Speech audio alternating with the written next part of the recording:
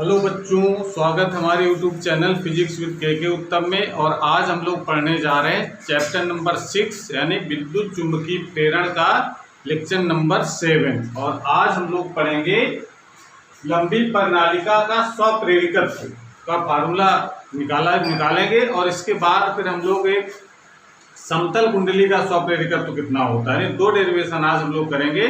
दोनों बहुत ही आसान डेरिवेशन है, बस आपको प्रीवियस वाला लेक्चर आपको एक बार देखना पड़ेगा कि स्वप्रेरिकत्व होता क्या है, ठीक है ना। तो हम इसकी समरी बता देंगे स्वप्रेरिकत्व का मतलब क्या होता है। तो हेडिंग लगाइए, लंबी प्रणालिका का स्वप्रेरिकत्व यानी self inductance of long solenoid. यानी सोलेनॉइड तो समझते ही हैं, सोलेनॉइड का मतलब क्या होता है ये भी हम बताएंगे। पहले हम बता देते हैं कि स्वप्रेरिकत्व का मतलब क्या होता है। पिछले वाली जो लेक्चर हमारा था उसमें हमने स्वप्रेरिकत्व के बारे में बताया, जिसको हम लोग कहते हैं स्वप्रेरण गुणांक भी कहा जाता है। तो स्वप्रेरण गुणांक का मतलब क्या होता है ये जान लेते हैं। स्वप्रेरण गुणांक मतलब होता है जब किसी कुंडली में धारा के मान में परिवर्तन किया जाता है तो उसमें एक प्रेरित विद्युत वाहक बल उत्पन्न हो जाता है और उस परिपथ में एक प्रेरित धारा भी उत्पन्न हो जाती है। तो इस घटना को कहा जाता है स्वप्रेरण कहते हैं, ठीक है ना। तो जैसे ये बताया था हमने, किसी कोई भी कुंडली है और उसमें धारा के मान में अगर परिवर्तन अगर किया जाता है रियोस्टेट लगा करके, तो इस कुंडली में अपने आप एक प्रेरित धारा, अगर मुख्य धारा हमारे इस डायरेक्शन में है तो प्रेरित धारा की डायरेक्शन हमेशा उस कारण का विरोध करती है जिससे वो स्वयं उत्पन्न होती है। ये लेंस का नियम कहता है, ठीक है ना। तो अगर ये धारा बढ़ रही है इसमें, यानी धारा के मान को बढ़ा रहे हैं, तो प्रेरित धारा हमेशा बढ़ने का विरोध करेगी नहीं। जो इस डायरेक्शन में धारा बढ़ती हुई दिख रही है तो उसके विपरीत दिशा में धारा उत्पन्न हो जाएगी, ठीक है ना। ये प्रेरित धारा हो गई। और अगर इसी कुंडली में धारा के मान को अगर घटाएं हम, यानी कुंडली वही है लेकिन धारा के मान को घटा रहे हैं, घटाने का काम किससे किया जाता है, रियोस्टेट के थ्रू। ये रियोस्टेट हमारे पास है, तो रियोस्टेट को इस प्रकार से करेंगे धारा के मान को कम करते जाएं। तो कम करेंगे तो प्रेरित धारा की दिशा जो है वो घटने का विरोध करेगी, यानी उसी दिशा में प्रवाहित होती है। तो प्रेरित धारा की दिशा इस दिशा में हो जाती है। यानी ये तब होता है जब मुख्य धारा घटती है तब, और ये मुख्य धारा घटाने पर। और ये होती है जब मुख्य धारा को हम मुख्य धारा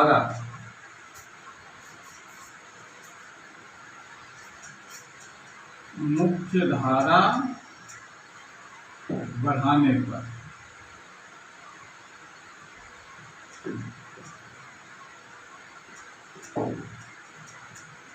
मुख्य धारा ये सिचुएशन होती है, ठीक है ना। तो ये होता क्यों है, ऐसा क्यों हो जाता है, क्योंकि जब धारा के मान में परिवर्तन करेंगे तो चुंबकीय क्षेत्र के मान में परिवर्तन होगा। चुंबकीय क्षेत्र के मान में परिवर्तन होगा तो चुंबकीय फ्लक्स में परिवर्तन होगा। चुंबकीय फ्लक्स में परिवर्तन होगा तो फैराडे का नियम कहता है कि जब भी चुंबकीय फ्लक्स में परिवर्तन होता है किसी विद्युत परिपथ में तो उसमें एक प्रेरित धारा उत्पन्न हो जाती है, ठीक है ना। तो अगर हम ये मान लेते हैं कि धारा के मान में परिवर्तन किया तो एक जो कॉइल है, यानी एक राउंड है जो उसमें एक जो फेरे लगाए गए हैं कॉइल बनाने में, उसमें एक फेरे से बाद अगर चुंबकीय फ्लक्स अगर फाई है तो एक से अगर फाई है मान लीजिए, ठीक है ना, जो धारा प्रवाहित हो रही है आई, तो उससे अगर हम कहें कि एक फेरे से बाद चुंबकीय फ्लक्स का मान कितना होगा, चुंबकीय फ्लक्स तो हम लोग जानते हैं ना। तो चुंबकीय फ्लक्स का मान कितना होगा, ये अगर हम मान लेते फाई है तो ऐसे अगर मान लेते एन फेरे हैं तो टोटल इस कुंडली से बद्ध चुंबकीय फ्लक्स का मान कितना हो जाएगा। ध्यान से समझना, अगर एक कॉइल से बद्ध चुंबकीय फ्लक्स, अगर धारा के मान को अगर हम मान लेते हैं आई है तो एक इसके अंदर चुंबकीय क्षेत्र उत्पन्न हो जाएगा ना। चुंबकीय क्षेत्र उत्पन्न होगा तो चुंबकीय फ्लक्स भी होगा, और चुंबकीय फ्लक्स होगा तो एक फेरे से बद्ध चुंबकीय फ्लक्स का मान अगर फाई है तो एन फेरे से कितना होगा, एन फाई। और एन फाई का जो मान होता है, जैसे जैसे धारा के मान को बढ़ाएंगे चुंबकीय फ्लक्स का मान बढ़ता है। मैं चुंबकीय धारा का मान बढ़ाएंगे तो चुंबकीय क्षेत्र बढ़ेगा, चुंबकीय क्षेत्र बढ़ेगा तो चुंबकीय फ्लक्स का मान बढ़ेगा, ठीक है ना। तो अगर हम एक फेरे से अगर मान लेते हैं चुंबकीय फ्लक्स अगर फाई है तो एन फेरे हैं, तो टोटल उस कुंडली से कितना बद्ध चुंबकीय फ्लक्स हो जाएगा एन फाई, और उसका मान किस पर डिपेंड करेगा, प्रवाहित होने वाली धारा पर, यानी धारा के अनुपाती हुए धारा के मान को बढ़ाएंगे तो चुंबकीय फ्लक्स का मान बढ़ेगा, अगर धारा के मान घटाएंगे तो चुंबकीय फ्लक्स का मान घटेगा, ठीक है ना। डायरेक्टली प्रोपोर्शनल है, और इस चीज को जब हटाते हैं तब यहाँ पर एक बराबर और एक कांस्टेंट लगाया जाता है एल, यल ही कहलाता है हमारा स्वप्रेरित।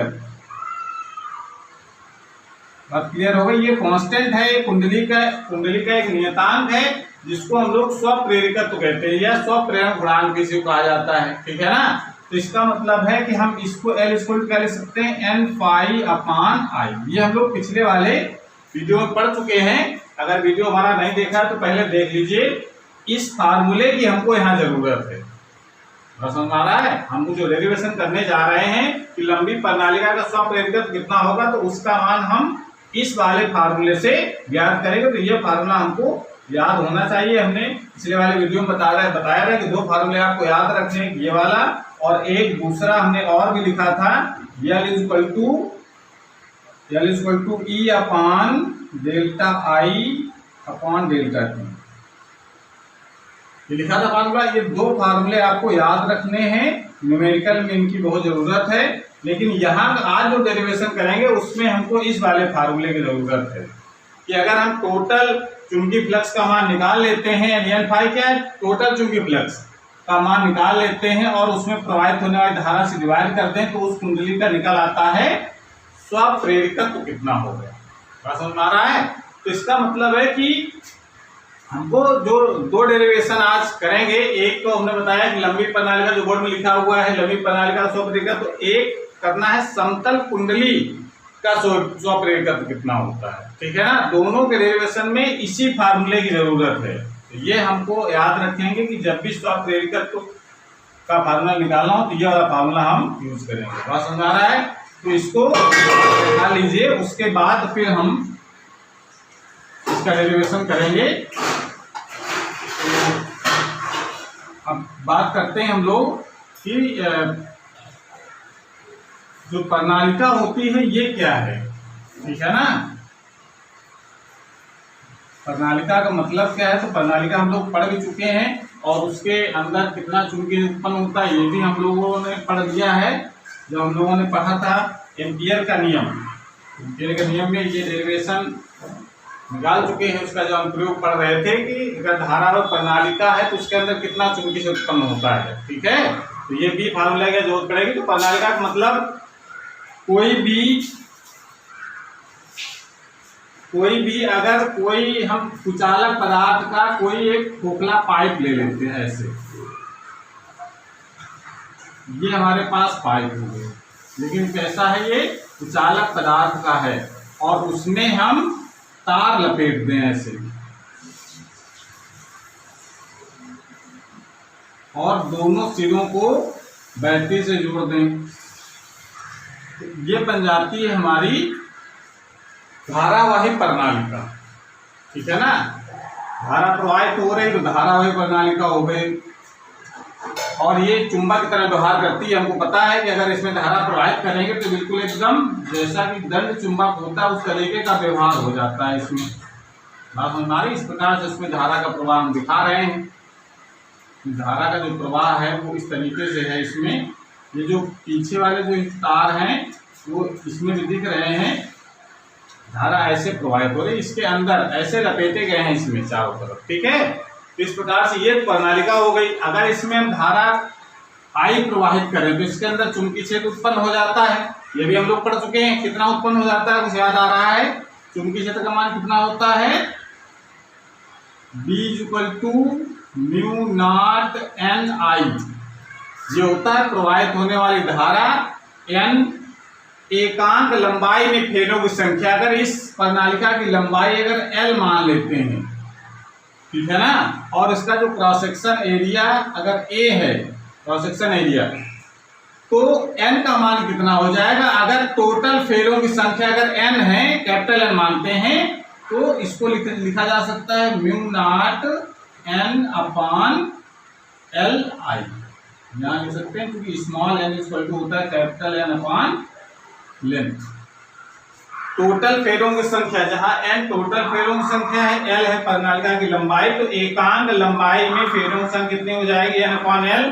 तो b का मान होता है mu not n I, n की वैल्यू का लगा देंगे तो कैपिटल N अपान एल इंटू आई हो जाएगा। इतना चुंबकीय उत्पन्न हो जाता है, ठीक है ना। चुंबकीय उत्पन्न होने से प्रत्येक फेरे से एक चुंबकीय फ्लक्स भी उत्पन्न होगा, ठीक है ना। तो अगर b का मान अगर इतना है, अगर एक फेरे से चुंबकीय फ्लक्स का मान अगर हम फाई अगर मान लेते हैं, ठीक है ना, तो कितना चुंबकीय फ्लक्स उत्पन्न होगा? टोटल कितना हो जाएगा? टोटल फेरों से कितने माने हमने? n। समझ आ रहा है भाई? हमको क्या करना है, कितना चुंबकीय क्षेत्र उत्पन्न हो गया ये तो हमको पता है, इसको डायरेक्ट हम लोग यूज करेंगे कि प्रणालिका के अंदर कितना चुंबकीय क्षेत्र उत्पन्न हो जाता है, ठीक है। उसके बाद अगर हम ये कह देते हैं कि एक फेरे से बद्ध चुंबकीय फ्लक्स अगर पाई है, तो n फेरे से कितना होगा? n पाई ये तो होगा। अगर एक फेरे से बद्ध चुंबकीय फ्लक्स अगर धारा प्रवाहित करने से चुंबकीय फ्लक्स अगर पाई है, तो एक फेरे से अगर पाई है तो n फाई से तो n फाई जो हो जाएगा टोटल इस कुंडली से बद्ध चुंबकीय फ्लक्स का मान हो जाएगा। समझ आ रहा है? तो एक जो फाई का जो मान होगा वो कितना होगा? फाई बराबर हमको पता है, फाई इक्वल टू क्या होता है? b इंटू ए। b चुंबकीय क्षेत्र का मान, a है इस प्रणालिका क्रॉस सेक्शन एरिया, ठीक है ना, यानी इसका जो अनुप्रस्थ परिक्षेत्रफल a है, तो फाई बराबर b इंटू ए होता है। तो एक फेरे से बद्ध चुंबकीय फ्लक्स कितना हो जाएगा? b इंटू ए। b का मान यहाँ लगा देंगे तो एक फेरे से बद्ध चुंबकीय फ्लक्स का मान आ जाएगा। n फेरे हैं तो n फाई कुल बद्ध चुंबकीय फ्लक्स हो गया। बस समझ आ रहा है? तो इस प्रकार से कुल चुंबकीय फ्लक्स निकाल लेंगे, फिर L equal to n phi upon I में n फाई की वैल्यू रख करके हम L का मान ज्ञात हो जाएगा। ये तो इसकी समरी है, कैसे एग्जाम में लिखेंगे ये हम आपको बता देते हैं, तो बहुत ध्यान समझना। हम जो करने क्या जा रहे हैं, वैसे तो कुंडली का जो स्वप्रेरकत्व की डिफिनेशन हम लोग पिछले लेसन में पढ़ चुके हैं, ठीक है ना। परिभाषा हमने लिखवाई थी कि किसी कुंडली का स्वप्रेरण गुणांक या स्वप्रेरकत्व उस बद्ध चुंबकीय फ्लक्स के बराबर होता है जो एकांक धारा प्रवाहित करने से उत्पन्न होता है। ये कुंडली का स्वप्रेरकत्व होता है। तो अगर हमको, ये भी प्रणालिका कुंडली होती है, बस इसको हमने क्या किया है, एक कुचालक पाइप के ऊपर लपेट करके बनाया है। तो इस और ये बहुत लंबी इसको बनाई गई। लंबी बनाने का मतलब यहाँ पर कि इसके अंदर एक समान चुंबकीय क्षेत्र है, ये एक कॉन्सेप्ट है, ठीक है ना। तो इस प्रणालिका का स्वप्रेरकत्व कितना होगा ये निकालना है। तो हम लोग क्या लिखें इसमें? माना, इसकी भाषा हम लिख सकते हैं, माना एक लंबी प्रणालिका,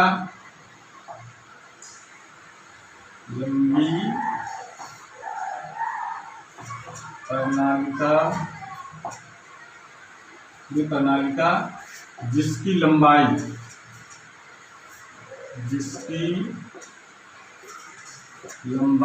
L तथा परिच्छेद का क्षेत्रफल A, ये मान लिया हमने प्रणालिका A है, तथा और उसमें तार के फेरों की कुल संख्या, यानी टोटल जो फेरे लपेटे गए हैं वो कितनी है? कैपिटल N है। ये तो प्रणालिका के बारे में लिखा हमने, ठीक है। उसके बाद फिर जब प्रणालिका में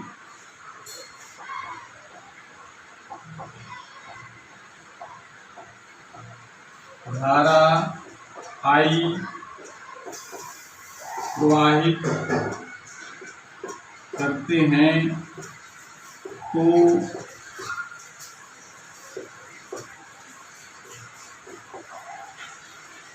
प्रणालिका के अंदर उत्पन्न चुंबकीय क्षेत्र कितना चुंबकीय क्षेत्र उत्पन्न हो जाता है, ये हम लोग जानते हैं, सीधे फार्मूला लिख सकते हैं। उत्पन्न चुंबकीय क्षेत्र का मान कितना होता है, म्यू नॉट एन आई, ठीक है ना। जहां लिख सकते हैं आप, जहां n इज इक्वल टू है L अपॉन n, यानी ये किसका कह सकते हैं, एकांक लंबाई में फेरों की संख्या है। तो जब एकांक लंबाई फेरों संख्या ये n है तो n का मान कैसे निकालेंगे, टोटल फेरों संख्या n, लंबाई है l, तो स्मॉल n इक्वल टू हो जाएगा कैपिटल N अपॉन l। तो बीज इक्वल टू हम लोग क्या लिख सकते हैं, mu naught capital N upon l into I. इसको क्वेश्चन हम डाल लेंगे फर्स्ट। यहाँ तो कोई दिक्कत, ये तो फार्मूला हमने इसके लिए लिखा है।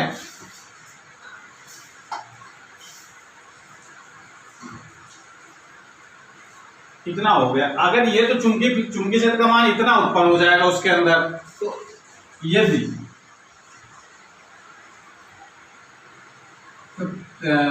यदि प्रत्येक फेरे से प्रणालिका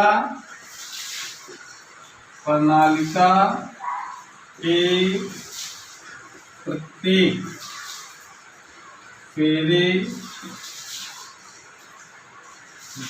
फेरे से बद्ध चुंबकीय फ्लक्स फाई है, तो फाई इक्वल टू हो जाता है बी इंटू ए। यदि प्रणालिका के प्रत्येक फेरे से बद्ध चुंबकीय फ्लक्स अगर फाई है तो फाई इक्वल टू क्या हो जाएगा, बी इंटू ए।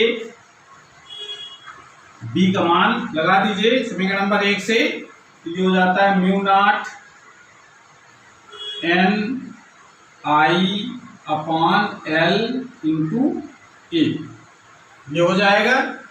तो ये तो हमने निकाल लिया कि एक फेरे से बद्ध चुंबकीय फ्लक्स का मान इतना है, ठीक है ना। तो स्वप्रेरकत्व की परिभाषा से, स्वप्रेरकत्व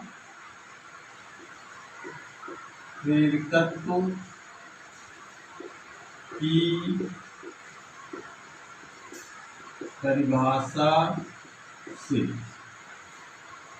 परिभाषा से L is equal to N phi upon I. ये अभी हमने फार्मूला बताया है कि स्वप्रेरकत्व की परिभाषा से L इज इक्वल टू कितना होता है, एन फाई अपॉन आई, यानी एकांक धारा प्रवाहित करने से कुल कितना चुंबकीय फ्लक्स है वो बराबर होता है उसके स्वप्रेरकत्व के बराबर, ठीक है ना। तो इसमें हम फाई की वैल्यू लगाएंगे, फाई की वैल्यू यहाँ पर रख देंगे, ठीक है, नोट कर लीजिए। उसके बाद फिर हम करते हैं।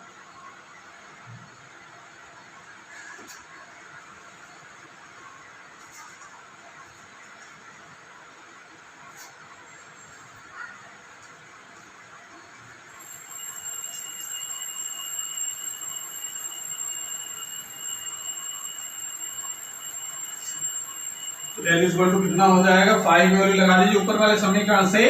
एन फाई की वैल्यू है म्यू नॉट एन आई ए अपॉन एल और अपॉन आई भी हो जाएगा इस चीज में, ठीक है, अपॉन आई वाला आएगा। एन फाई, एन तो रहेगा, फाई की वैल्यू हमने लगाई, केवल फाई की वैल्यू म्यू नॉट एन आई ए अपॉन एल, ठीक है। तो आई से आई कैंसिल हो गया, आई लेस कितना बचेगा, म्यू नॉट एन स्क्वायर ए, म्यू नॉट एन स्क्वायर ए अपॉन एल। ये फार्मूला होता है अगर कोई लॉन्ग सोलेनॉइड है तो उसकी कुंडली जो बनाई गई है फेरे लपेट करके, उसका स्वप्रेरकत्व का मान म्यू नॉट एन स्क्वायर ए अपॉन एल। इसका मतलब अगर एल का मान बढ़ाना है तो या तो नंबर ऑफ टर्न्स बढ़ाइए तो एल का मान बढ़ जाएगा, ठीक है ना, और या तो उसकी प्रणालिका का जो एरिया है उसको बढ़ाना पड़ेगा, समझ में आ रहा है, तो एल का मान बढ़ जाएगा, समझ में आ रहा है। और अगर एल के मान को कम करेंगे तो भी एल का मान बढ़ेगा। तो इस प्रकार से ये डेरिवेशन आपको कर लिया, बहुत आसान डेरिवेशन है। आपको करना सिर्फ ये है कि सबसे पहले आपको क्या करना है कि प्रणालिका के अंदर कितना चुंबकीय क्षेत्र उत्पन्न हुआ ये निकाल लेंगे, तो उसके बाद फिर एक फेरे से बद्ध चुंबकीय फ्लक्स का मान कितना होगा ये निकाल लेंगे। उसके बाद फिर जो L = N pi upon I है तो उसमें पाई की वैल्यू लगा देंगे, ठीक है ना। एक फेरे से कितना बद्ध चुंबकीय फ्लक्स है, I = B × A होता है, उसमें रख करके L की वैल्यू ज्ञात हो जाएगी। बहुत आसान है, तो इसको आपको बस ध्यान से देखना है, केवल बस अपने आप तैयार हो जाएगा, कोई कठिन नहीं, ठीक है। इसको नोट कर लीजिए। उसके बाद अगला डेरिवेशन हम लोग करते हैं।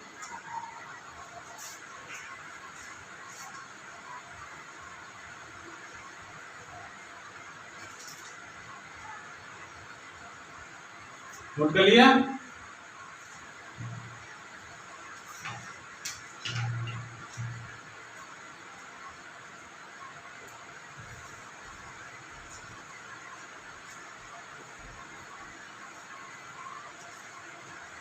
हेडिंग लगाइए समतल कुंडली,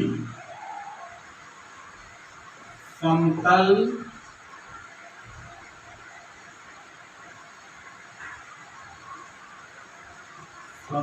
कुंडली का स्वप्रेरकत्व, समतल कुंडली का स्वप्रेरकत्व कितना होगा। ये भी कुंडली है, प्रेरण कुंडली थी, ये समतल कुंडली है, इसका स्वप्रेरकत्व कितना होगा, यानी कह सकते हैं कि self induction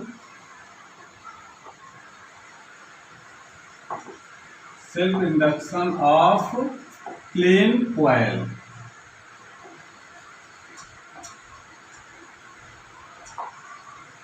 self induction of plane coil, ठीक है।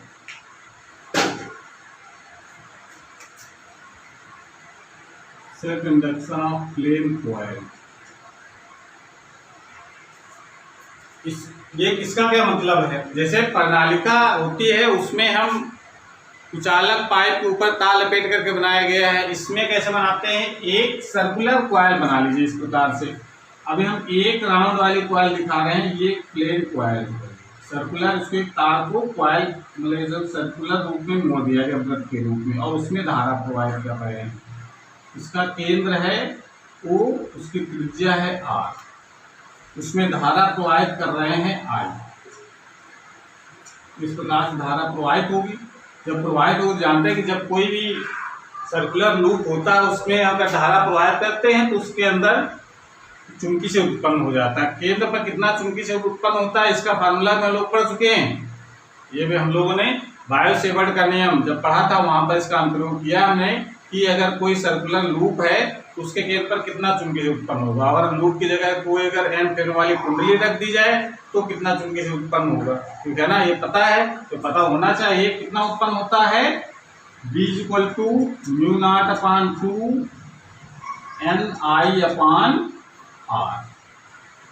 ये फार्मूला पढ़ चुके हैं। अगर फेरों की संख्या n है तो अगर एक ही अगर फेरा लगा है तो n की जगह 1 हो जाएगा कि μ0/2 I/R हो जाता है, ठीक है ना। तो हम ये मान चल रहे कुंडली बनाई हमने, लूप नहीं बनाया। इसके अलावा हमने एक चित्र में तो एक फेरा दिख रहा है, इसमें बहुत सारे फेरे लपेटे गए हैं एक ही जगह, ठीक है ना। तो ये आकार कहलाता है समतल कुंडली, और समतल कुंडली का स्वप्रेरकत्व कितना होगा ये हमको ज्ञात करना है। तो इसमें भी B का मान हमने निकाल लिया है, एक फेरे से कितना चुंबकीय फ्लक्स बद्ध होगा, L = N∅/I में N∅ की वैल्यू लगा देंगे। बिल्कुल सेम उसी तरीके से करना है। तो हमने इसके तरह लिख देते हैं, कुंडली के बारे में पहले लिख लो, माना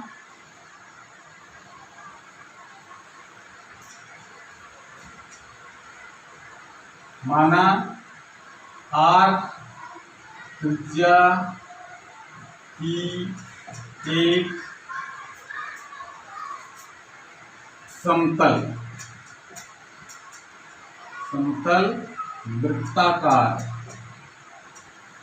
वृत्ताकार कुंडली है जिसमें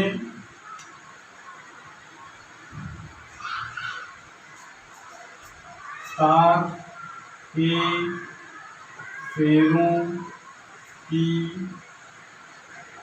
संख्या n है। इस प्रकार से प्लेन कुंडली से मतलब यह है कि तार को एक ही जगह राउंड किया गया है, ठीक है ना। और जो प्रणालिका होती है उसको राउंड कर पूरे पाइप गोला लपेटा जाता है, इसमें पाइप पर नहीं लपेटना, एक ही छल्ला बना लिया गोल, उसी के ऊपर राउंड करते चले जा रहे हैं, ठीक है ना। यानी आप समझिए इस तरीके से कि हमने कॉइल बनाया तो ऐसे करके उसको लपेटा ऐसे, और उसका शुरुआत वाला जो तार है और लास्ट वाला तार है इसमें धारा प्रवाहित करनी है। ऐसी समतल कॉइल है हमारे पास, प्लेन कॉइल है, उसका हमको निकालना है स्वप्रेरकत्व कितना होगा। तो हमने मान लिया कि n फेरे हैं, उसकी त्रिज्या है r, और अगर धारा I प्रवाहित करते हैं तो कितना चुंबकीय से उत्पन्न होता है ये हम लोग निकाल चुके हैं। μ0/2 I/N/I/R पढ़ चुके हैं ना हम लोग, बायो सेवर में पढ़ा था, उसके अनुरूप जो पढ़ रहे थे तो हमने इसका डेरिवेशन कराया था। अगर नहीं किया है तो आप इसका डेरिवेशन देख लीजिए। तो अगर हम धारा इसमें I प्रवाहित करते हैं, जब कुंडली में धारा I प्रवाहित करते हैं तो कुंडली के केंद्र पर उत्पन्न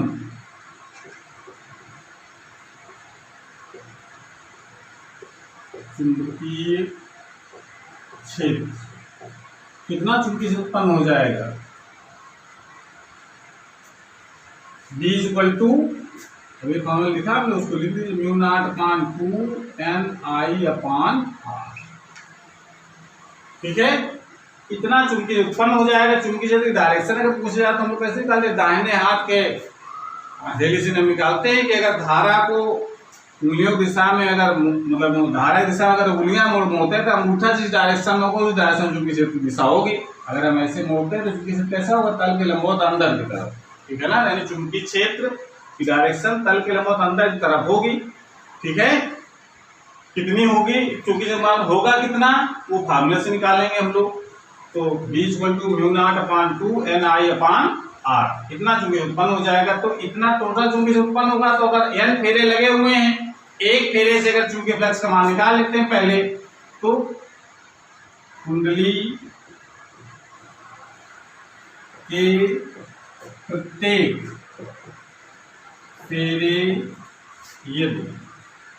यदि कुंडली के प्रत्येक फेरे से बद्ध चुंबकीय फ्लक्स तो होगा ना, I = B × A होता है, बद्ध चुंबकीय फ्लक्स। अगर चुंबकीय क्षेत्र है तो चुंबकीय फ्लक्स भी होगा। phi = B × E, ये हो जाएगा, ठीक है। अब यहाँ पर जरा B की वैल्यू लगा दो ऊपर से, μ0/2 N/I/R, ये तो B की वैल्यू हो गई। A क्षेत्रफल कितना होगा, सर्कुलर कॉइल है तो क्षेत्रफल कितना हो जाएगा इसका, πr², ठीक वैल्यू हो जाएगी ना, ये हमको पता है। A = होता है πr²। phi = क्या लिख सकते हैं, इससे R से इसकी पावर कट जाएगी तो क्या बचेगा, μ0/2 पाई N/I/R, बस नीचे R कटी गया नीचे से, तो μ0/2 पाई NIR कितना बचा फाई का मान। ठीक है, अब जरा जब फाई का मान निकाल लिया तो स्वप्रेरकत्व की परिभाषा में आ जाओ। फिर स्वप्रेरकत्व की परिभाषा से क्या परिभाषा थी, L = N∅/I। एकांक धारा प्रवाहित करने में कुल बद्ध चुंबकीय फ्लक्स का मान है वो L के बराबर होता है। ये परिभाषा है। इस परिभाषा की मदद से हम L का मान निकालेंगे तो फाई की वैल्यू यहाँ लगा दो। तो L = कितना हो जाएगा, L = हो जाएगा N, फाई की वैल्यू है μ0/2 πNIR/I।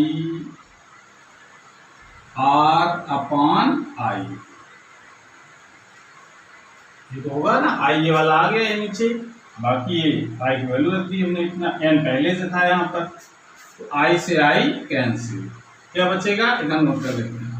L = क्या बच जाएगा,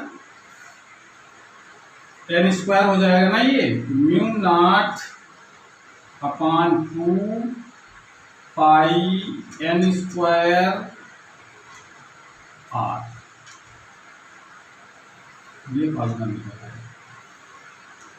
ठीक है, तो इस प्रकार से ये डेरिवेशन हमारा हो जाता है। अब इससे पता चल रहा है अगर इसको L का मान अगर बढ़ाना है, समतल कुंडली का अगर L यानी प्रेरकत्व तो बढ़ाना है तो क्या करना पड़ेगा, नंबर ऑफ टर्न्स बढ़ाने पड़ेंगे और उसकी त्रिज्या को बड़ा करना पड़ेगा। तो इस प्रकार से ये हमारा डेरिवेशन कंप्लीट होता है। बहुत आसान डेरिवेशन है, कोई कठिन नहीं है, लेकिन एग्जाम में पूछे भी गए हैं। तो दोनों डेरिवेशन आपको तैयार कर लेने हैं, चाहे वो लंबी प्रणालिका का स्वप्रेरकत्व निकालना हो, चाहे समतल कुंडली का स्वप्रेरकत्व निकालना हो। अब क्लियर हो गई। तो इस प्रकार से आज की क्लास हमारी एक पर समाप्त हो जाती है। तो अगर वीडियो अच्छा लगा हो तो उसको कमेंट्स बॉक्स में बताएं वीडियो कैसा लगा, और अगर चैनल अभी तक सब्सक्राइब नहीं किया चैनल को सब्सक्राइब भी करें, जिससे नए जो वीडियो अपलोड हो उसकी नोटिफिकेशन आपके पास सबसे पहले पहुंच जाए। पढ़ाई करते रहिए। Thank you.